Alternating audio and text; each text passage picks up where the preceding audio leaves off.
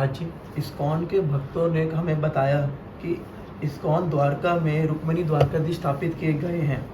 तो महाराज जी, उनका प्रश्न है, क्या ये सही है रुक्मिणी द्वारकाधीश का गौड़िया वैष्णव मंदिर में होना? कृपया करके उनके प्रश्न का उत्तर दें। गौड़िया वैष्णव मंदिर और ठाकुर वहाँ पे स्थापित हैं रुक्मिणी द्वारकाधीश।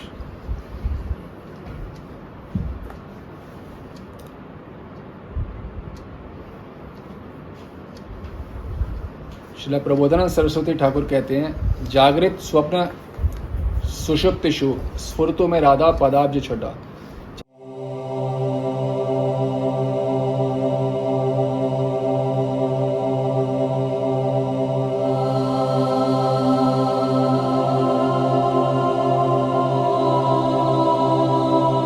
चाहे जागृत हो, स्वप्न हो, घोर निद्रा हो, मेरे को राधा रानी के चरणों की छटा मेरे अंदर निरंतर छिटकती रहे। और राधा कृष्ण प्राण मोर युगल किशोर, तो जो जिनके प्राण होते हैं वो उन्हीं की उपासना करते हैं। हनुमान जी किनकी उपासना करते हैं? कौन से विग्रह की? हनुमान जी भी विग्रह की उपासना करते हैं, मालूम है? वो भी विग्रह की उपासना करते हैं, राम भगवान की। तो जो जिनके ठाकुर होते हैं वो उन्हीं के विग्रह की उपासना करते हैं। और गौड़िया वैष्णव जो हैं, राधा कृष्ण प्राण मोर युगल किशोर, हर समय राधा कृष्ण की ही सेवा करते हैं। और सार्वभौम शतक में बताया गया दूसरे श्लोक में, श्री राधा कृष्णयोः सेवाम स्थापयित्वा ग्रहे ग्रहे। महाप्रभु ने, ये सार्वभौम शतक है, वो बता रहे हैं महाप्रभु ने सभी जगह पे राधा कृष्ण की सेवा स्थापित करी, ग्रहे ग्रहे। राधा कृष्णयोः सेवाम स्थापयित्वा ग्रहे ग्रहे। तो यदि कोई गौड़िया वैष्णव मंदिर बोल के राधा रुक्मिणी द्वारकाधीश का विग्रह स्थापित करता है, तो इससे बड़ा अन्याय उनके इनोसेंट फॉलोअर्स के लिए कोई हो ही नहीं सकता। कितना बड़ा अन्याय है कि आपके ईष्ट देव को आपके मंदिर से हटा दिया गया। आप सोचो, आपके ईष्ट देव को आपके मंदिर से हटा दिया गया। हम राधा कृष्ण का गायत्री का जप करते हैं, राधा रानी की गायत्री, राधा रानी का मंत्र, कृष्ण का मंत्र, कृष्ण की गायत्री। द्वारकाधीश का तो मंत्र ही अलग होते हैं, रुक्मिणी द्वारकाधीश के मंत्र ही अलग होते हैं। और गौड़िया वैष्णव जो हैं, उनके उपास्य देव राधा कृष्ण हैं, रुक्मिणी द्वारकाधीश नहीं है। तो जो मंदिर में स्थापित करे गए रुक्मिणी द्वारकाधीश का मतलब राधा कृष्ण के विग्रह नहीं स्थापित किए गए होंगे। मतलब आपने गौड़िया देव वैष्णवों के उपास्य ठाकुर को हटा के रुक्मिणी द्वारकाधीश को स्थापित कर दिया। दुर्भाग्य, घोर दुर्भाग्य। This temple is destroying lives of innocent Gaudiya Vaishnavas. As simple as that. उनको ये भी नहीं पता चलेगा, आपने ठाकुर स्थापित करते रुक्मिणी द्वारकाधीश, उनको जीवन में ये भी नहीं पता चलेगा कि हमें तो उपासना राधा कृष्ण की करनी थी, क्यों मंगल आरती हम रुक्मिणी द्वारकाधीश की अटेंड करने जा रहे हैं।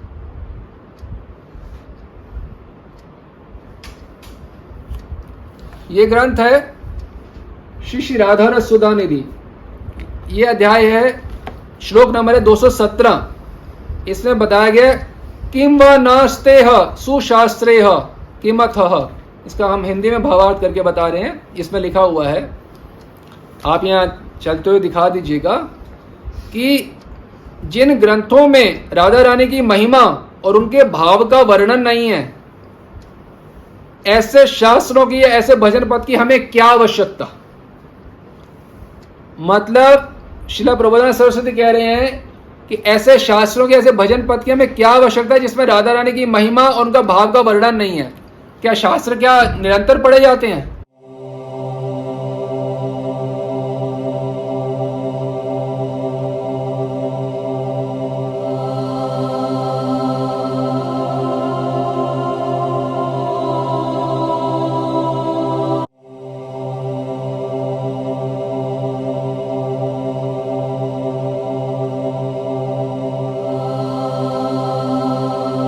नहीं, थोड़ी देर के लिए पढ़े जाते हैं।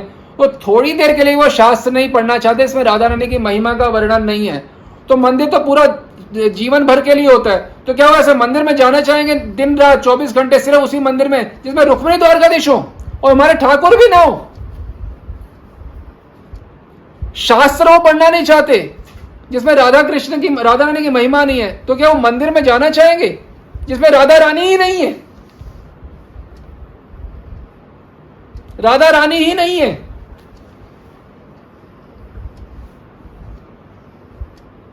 आश्चर्य की बात है, रोज आप मंगला आरती करोगे रुक्मिणी द्वारकाधीश की और पहुंच जाओगे गोलोक। ये तो कमाल हो गया, कमाल की सर्विस है आपकी। फिर तो इसका मतलब यह भी हुआ कि जो रुक्मिणी द्वारकाधीश की द्वारका में आरती करते हैं वो पहुंच जाएंगे गोलोक, क्योंकि भाई उन्होंने भी तो कोई आरती करी रुक्मिणी, तो वो गोलोक पहुंच जाएंगे। इसका मतलब जो यहां रुक्मिणी राधा कृष्ण की आरती करते हैं मंगला, वो द्वारका पहुंच जाएंगे भगवान के धाम में। कोई सर पैर है किसी बात का? अरे भाई जिसकी मंगला आरती करो उन्हीं के वहीं तो पहुंचोगे। क्या आपने गौड़िया वैष्णव में रुक्मिणी द्वारकाधीश की मंगला आरती अटेंड करने के लिए आए थे संप्रदाय में आप, कि राधा कृष्ण की प्रेम सेवा प्राप्त करने के लिए आए थे?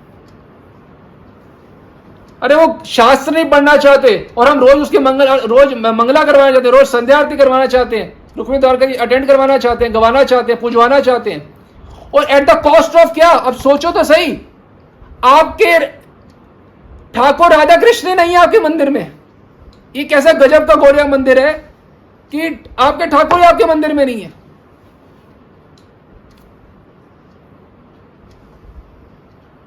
दीक्षा में मंत्र क्या दे रहे हो? कृष्णाय गोविंदाय गोपियन वल्लभाय स्वा कामदेवाय विद्महे। अच्छा, और उपासना कर रहे हैं रुक्मिणी द्वारकाधीश की, तो मंत्र कृष्ण के क्यों दिए हैं फिर? भाई ट्रांसेंडेंटल क्यूपिड के मंत्र क्यों दिया है? काम बीज काम गति जार उपासन, वृंदावन अपराकित नवीन मदन, काम बीज काम गति जार उपासन। साफ है, आपने दीक्षा दे रहे हो, अच्छा काम बीज काम गायत्री देते हो? हाँ देते हैं। उनका मतलब पता है आपको? वृंदावन के ट्रांसेंडेंटल क्यूपिड की उपासना काम बीज काम गायत्री दी जाती है। मंत्र दिए काम बीज काम गायत्री, उपासना करवा रहे रुक्मिणी द्वारकाधीश की।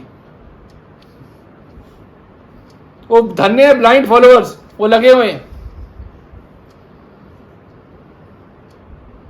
ISKCON Dwarka is simply not a temple of Gaudiya Vaishnava sampradaya. Gaudiya Vaishnava संप्रदाय का टेम्पल है तो राधा कृष्ण के ठाकुर तो विग्रह होंगे ही होंगे और महाप्रभु के विग्रह होंगे ही होंगे। एक्चुअली और कोई हो ही नहीं सकते। आप ये शास्त्रों से जानिए, प्रेम भक्ति चंद्रिका है ये ग्रंथ, किसी भी जगह में जाएं आपको ग्रंथ प्राप्त हो जाएगा नरोत्तम दास ठाकुर का। इसमें श्लोक नंबर 28 है, इसमें बताया जा रहा है, नैष्टिक भजन एई तुम्हारे कहिलो भाई हनुमान तहाते प्रमाण, आपन भजन पद तातो होबो अनुरत ईष्ट देव स्थाने लीला गान। नैष्टिक भजन एई तोमार कहिलो भाई हनुमान तहाते प्रमाण।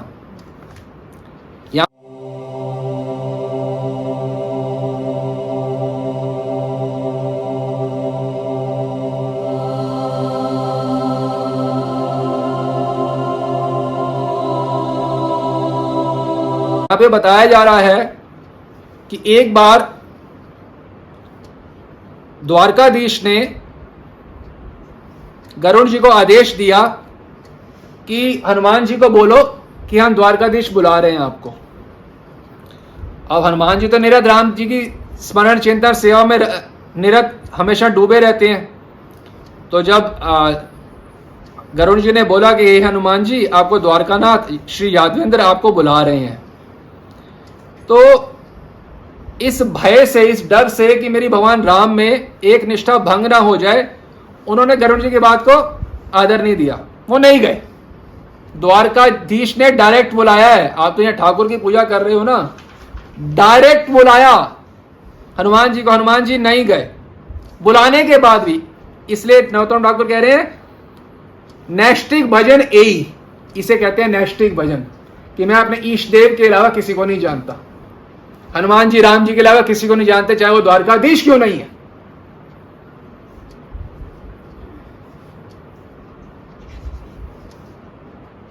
बोल रहे हैं हनुमान तहाते प्रमाण, ठाकुर महाशय बोल रहे हैं। फिर क्या हुआ,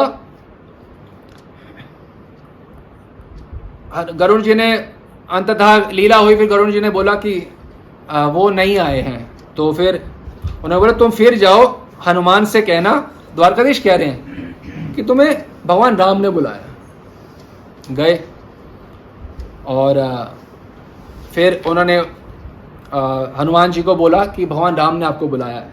तो जैसे ही उन्होंने बोला, सुनते ही हनुमान जी प्रेमानंद में, आनंद में विह्वल हो गए और एकदम छलांग मार के द्वारका जा पहुंचे। मेरे राम ने मुझे बुलाया। तो इसे कहते हैं ईश निष्ठा। और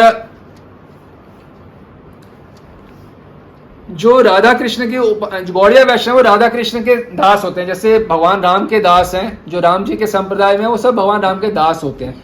उस वजह से गौड़िया वैष्णव जो है वो सब राधा कृष्ण के दास हैं। तो हनुमान जी की निष्ठा इतनी है, तो जो राधा कृष्ण की दासी है, क्या उनकी निष्ठा हनुमान जी जैसी भी नहीं होगी, जो कि वो दास्य रस के भक्त हैं? क्या मतलब द्वारकाधीश ने बुलाया तो भी नहीं गए? तो क्या हम राधा कृष्ण वो और सिर्फ अपने राम जी की सेवा में लगे रहते हैं? गौड़िया वैष्णव मतलब जो राधा कृष्ण के उपासक हैं, दासी हैं राधा कृष्ण की, तो वो अपने इष्ट देव की उपासना छोड़ के तुम्हारे रुक्मिणी द्वारकाधीश के ठाकुर के रोज मंगला श्रृंगार आरती अटेंड करेंगे बैठ के? तो उनकी निष्ठा हनुमान जी इतनी भी नहीं होनी चाहिए क्या? और अगर मैंने मंगला करनी है रोज, तो मैं केवल राधा कृष्ण की करूंगा ना, मैं क्यों जाऊं रुक्मिणी द्वारकाधीश के पास? अनर्पित चरण चिरा जो कभी सेवा नहीं दी गई थी, वो सेवा महाप्रभु देने आए। क्या रुक्मिणी द्वारकाधीश की सेवा नहीं दी गई थी पहले? इतना प्राचीन मंदिर है रुक्मिणी द्वारकाधीश का, जाके देखो द्वारका में। वो ब्रज प्रेम देने आए कि रुक्मिणी द्वारकाधीश को देने आए हैं? राधा कृष्ण सेवा स्थापित्व घरे ग्रहे ग्रहे, ये महाप्रभु ने स्थापित करी है राधा कृष्ण की सेवा, और आप उनकी स्थापित करी सेवा को छोड़ के रुक्मिणी द्वारकाधीश की सेवा स्थापित कर रहे हो। कोई हद होती है इग्नोरेंस की भी। जब लीडर ही इतने इग्नोरेंट है, तो फॉलोअर को तो वो blind taking other people to ditch. अंधा ये ऊपरी हमारा, एक अंधा दूसरे को अंधा को बना के गड्ढे में लेके जा रहे हैं।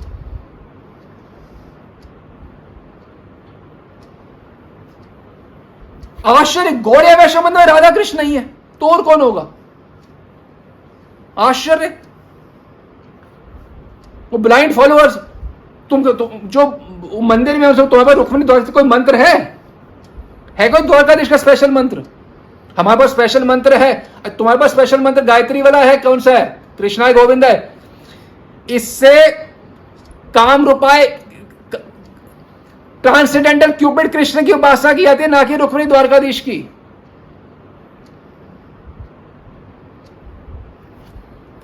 एक ग्रंथ है, और ऐसी निष्ठा जब हनुमान जी की देखी द्वारकाधीश ने, तो वो क्रोध नहीं हुए कि मैं भगवान हूं, मैंने बुलाया और आया नहीं। हनुमान बहुत प्रसन्न हुए इससे वो। इसलिए अगले श्लोक में बताया जा रहा है, श्रीनाथे जानकी नाथे चा अभेद परमात्मनि तथापि मम सर्वस्व राम कमल लोचना।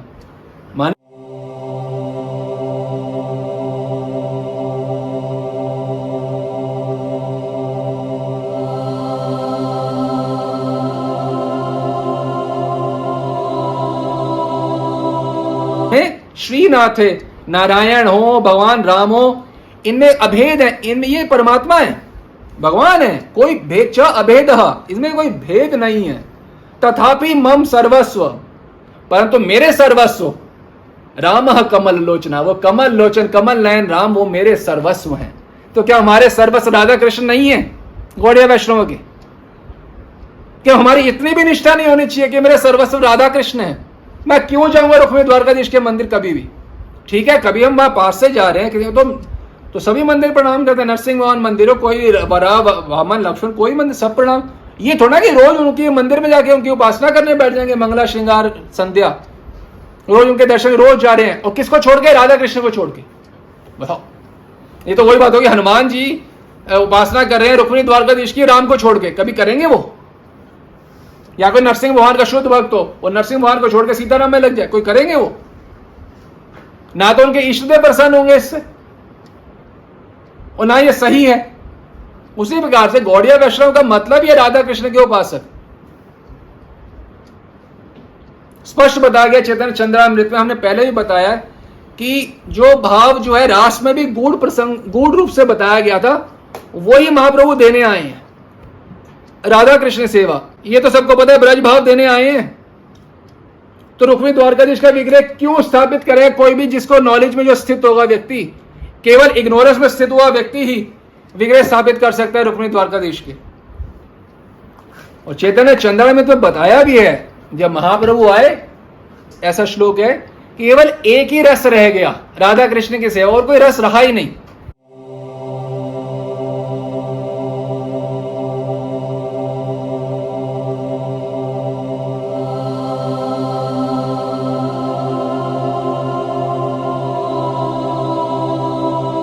जब एक रस रह गया तो उसको छोड़ के अब राधा रुक्मिणी द्वारकाधीश को स्थापित कर रहे। इसलिए अंग्रेजी में कहा गया वंस डेविएटेड ऑलवेज डेविएटेड। इसके ऊपर हमने पुस्तक भी लिखी है, इसमें हमने विस्तार से इसके ऊपर बताया गया। एक बार डेविएशन शुरू तो अनादिकाल तक डेविएशन रहेगा। ग्रंथ है श्री रघुनाथ दास गोस्वामी द्वारा स्वनियम दशकम। इसमें श्लोक नंबर 3 में बताया जा रहा है,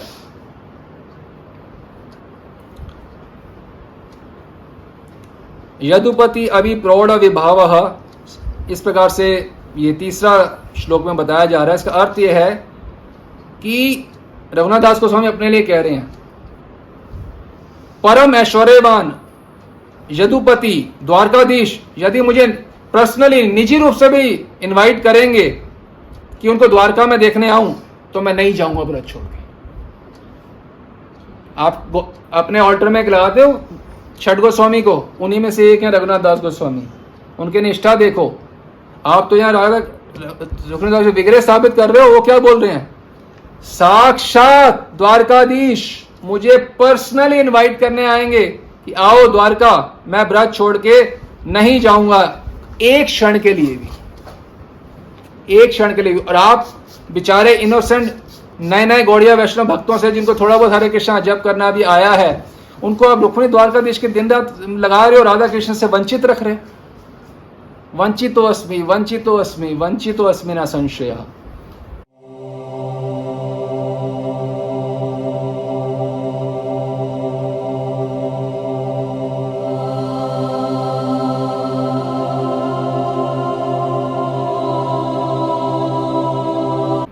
हम रघुनाथ दास गोस्वामी को फॉलो कर रहे हैं, हनुमान जी तक की अगर हम उदाहरण दे रहे हैं, नरोत्तम दास ठाकुर की ईश निष्ठा क्या होती है, कि द्वारकाधीश बुला रहे हैं तो राम तक को छोड़ गए हैं। तो हम राधा कृष्ण, जो राम को इतनी आसक्ति है, राम को छोड़ नहीं सकते हनुमान, तो क्या हमारी आसक्ति मधुर भाव में जो मंजरी राधा कृष्ण, तो इतनी आसक्ति नहीं होती कि वो राधा को छोड़ देंगी। एक क्षण के लिए राधा कृष्ण के दर्शन करी मंजरी मृत प्राय जाती है, मरने जैसी हो जाती है बिल्कुल। ये वृंदावन महिमामृत में बता रहे हैं शिला प्रबोधनानंद सरस्वती। क्षणम विच्छेद यह, एक क्षण का विच्छेद। इस्कॉन द्वारकाधीश में जो है वो समझ लीजिए अपने जीवन जो है उनका बिल्कुल खराब हो रहा है। आपके ठाकुर को आपसे छीन लिया गया है, और रुक्मिणी द्वारकाधीश को पता है द्वारका के ठाकुर को क्यों आपके सामने रख दिया गया है। Total ignorance of the leader. हमको फॉलो करना है गोस्वामीज को, ना कि इंस्टीट्यूशनल लीडर्स को। Save yourself. सार्वभौम शतक के श्लोक 3 में सार्वभौम भट्टाचार्य बताते हैं, सेवा श्रीव्रज योषिताम अनुगता नित्य सदा शिक्ष्यते, अर्थात महाप्रभु नित्य सदा राधा कृष्ण व गोपियों के अनुगत्य होकर भक्ति करने की ही शिक्षा देते हैं। और देखिए, घोर कलयुग इस लेवल की डेविएशन है कि इस्कॉन द्वारका को गौड़िया मंदिर कहते हैं, किंतु वहां राधा कृष्ण है ही नहीं। Leader is completely blind and those who are following are the most unfortunate Gaudiya Vaishnava devotees.